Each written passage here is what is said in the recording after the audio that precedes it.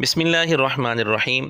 اسلام میں مسجد کا تقدس اور احترام ایک ایسی چیز ہے جو روز روشن کی طرح بالکل واضح ہے۔ صحیح مسلم حدیث نمبر 1528، نبی پاک صلی اللہ علیہ وسلم کا ارشاد ہے، احب البلاد الی اللہ مساجدہا، یعنی اللہ تعالیٰ کے نزدیک تمام جگہوں میں سب سے زیادہ پسندیدہ جگہیں مساجد ہیں۔ مساجد کے متعلق قرآن و سنت میں جو احکام اور ہدایات دی گئی ہیں ان میں سے چند ایک آپ کے سامنے پیش کی جاتی ہیں۔ سنن ابی داؤد حدیث نمبر 455، امی عائشہ رضی اللہ تعالی عنہ فرماتی ہیں، رسول اللہ صلی اللہ علیہ وسلم نے گھر اور محلہ میں مسجدیں بنانے، انہیں پاک صاف رکھنے اور خوشبو سے بسانے کا حکم دیا ہے۔ یہ حدیث جامع ترمذی 594 نمبر اور مشکات میں 717 نمبر میں موجود ہے۔ اس حدیث سے معلوم ہوا کہ نبی پاک صلی اللہ علیہ وسلم نے مساجد کے متعلق یہ خصوصی تاکید فرمائی ہے کہ ان کو پاک صاف رکھا جائے۔ ایک اور حدیث بھی سن لیجئے، صحیح مسلم حدیث نمبر 661۔ ایک صحابی انس بن مالک رضی اللہ تعالیٰ عنہ فرماتے ہیں، ہم رسول اللہ صلی اللہ علیہ وسلم کے ساتھ مسجد میں بیٹھے تھے، اتنے میں ایک دیہاتی آیا اور مسجد میں پیشاب کرنے کھڑا ہو گیا۔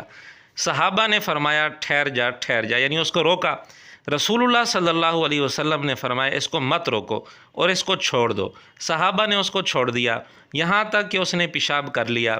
پھر نبی پاک صلی اللہ علیہ وسلم نے اس کو بلوایا اور فرمایا کہ مساجد میں پیشاب اور کوئی گندگی وغیرہ کرنا مناسب نہیں، یہ تو اللہ کے ذکر اور قرآن کے لیے بنائی گئی ہیں۔ یہ حدیث مشکات میں بھی موجود ہے 492 نمبر میں۔ بہرحال ان احادیث سے معلوم ہوا کہ مساجد کو پاک صاف رکھنے کی کتنی تاکید کی گئی ہے۔ جو احکام مسجد کے ہیں وہی احکام مسجد کی چھت کے ہیں، اس پر پوری امت کا اتفاق ہے، چاروں مذاہب متفق ہیں اور اہل حدیث حضرات کا بھی یہی موقف ہے، حتیٰ کہ اہل تشیع کا بھی یہی موقف ہے۔ فقہ حنبلی کی مشہور کتاب ہے الشرح الکبیر، لکھنے والے ہیں ابن قدامہ مقدسی، جن کی وفات 682 ہجری میں ہے۔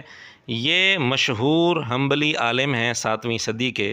انہوں نے اپنی اسی کتاب الشرح الکبیر کے اندر لکھا ہے کہ معتکف مسجد کی چھت پر چڑھ سکتا ہے، کیونکہ مسجد کی چھت بھی مسجد کا حصہ ہے۔ اسی لیے جنبی آدمی یعنی جس پر غسل فرض ہو اس کے لیے مسجد کی چھت میں ٹھہرنا منع ہے۔ کہتے ہیں کہ یہی قول امام ابو حنیفہ رحمۃ اللہ علیہ، امام مالک رحمۃ اللہ علیہ اور امام شافعی رحمۃ اللہ علیہ کا ہے۔ آگے لکھتے ہیں لا نعلم فیہ مخالفا، اس میں ہمیں کوئی اختلاف کرنے والا معلوم نہیں، یعنی اس مسئلے پر تمام فقہا کا، چاروں ائمہ کا اتفاق ہے کہ مسجد کی چھت مسجد کے حکم میں ہے، اسی لیے جنبی آدمی چھت پر نہیں چڑھ سکتا، وہاں نہیں ٹھہر سکتا۔ اور اسی طرح معتکف وہ جس طرح مسجد میں ٹھہر سکتا ہے مسجد کی چھت پر بھی ٹھہر سکتا ہے۔ ایک اور مشہور کتاب ہے کتاب الفقہ علی المذاہب الاربعۃ، چاروں مذاہب پر یہ کتاب لکھی گئی ہے عبد الرحمن جزیری۔ وہ اس کتاب میں لکھتے ہیں کہ ان تمام احکام میں مسجد کی چھت کا حکم بھی مسجد والا ہے، اور اس مسئلے میں انہوں نے کسی کا بھی اختلاف نقل نہیں کیا۔ تو اس کا مطلب یہ ہے کہ یہ مسئلہ اتفاقی ہے اور اجماعی ہے۔ ایک اور کتاب ہے الموسوعۃ الفقہیہ، یہ کویت سے چھپی ہے اور اس میں چاروں مذاہب کی آراء کو بیان کیا گیا ہے۔ اس کتاب میں لکھا ہے کہ اس پر فقہا کا اتفاق ہے کہ مسجد سے مراد وہ حصہ ہے جس میں اعتکاف صحیح ہو۔ پھر آگے جا کر لکھتے ہیں کہ مسجد کی چھت کے متعلق ابن قدامہ کے حوالے سے لکھتے ہیں کہ معتکف کے لیے مسجد کی چھت پر چڑھنا جائز ہے، اور کہتے ہیں کہ اس میں کوئی اختلاف ہمیں معلوم نہیں ہے۔ یہ حوالے بطور نمونہ کے مذاہب اربعہ کے متعلق آپ کے سامنے پیش کیے گئے ہیں۔ اسی طرح اہل حدیث حضرات کی ایک مشہور کتاب ہے فتاوی اصحاب الحدیث، جلد 3 صفحہ 46۔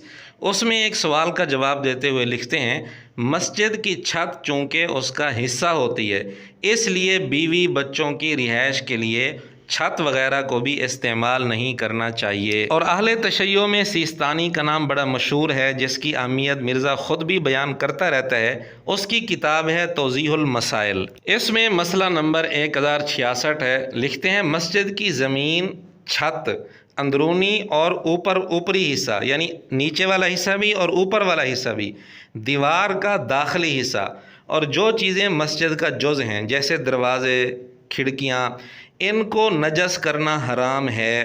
تو اہل تشیع کا فتویٰ بھی یہی ہے کہ مسجد کی چھت مسجد کے حکم میں ہے، چھت کا نیچے والا حصہ بھی اوپر والا حصہ بھی۔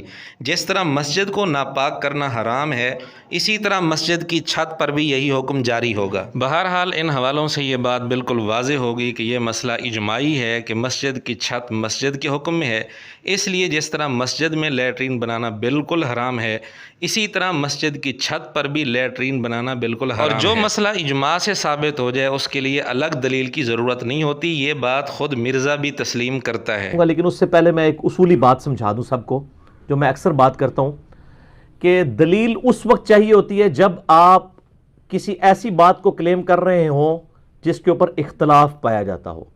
جب اس مسئلے میں اختلاف نہیں ہے تو خود مرزے کے اصول کے مطابق اس کے لیے الگ کسی دلیل کی ضرورت نہیں ہے۔ لیکن عجیب بات ہے کہ مرزے نے یہاں اجماع کی کوئی پرواہ نہیں کی اور پوری امت سے ہٹ کر اپنا ایک الگ موقف اختیار کیا مسجد کی چھت کے متعلق۔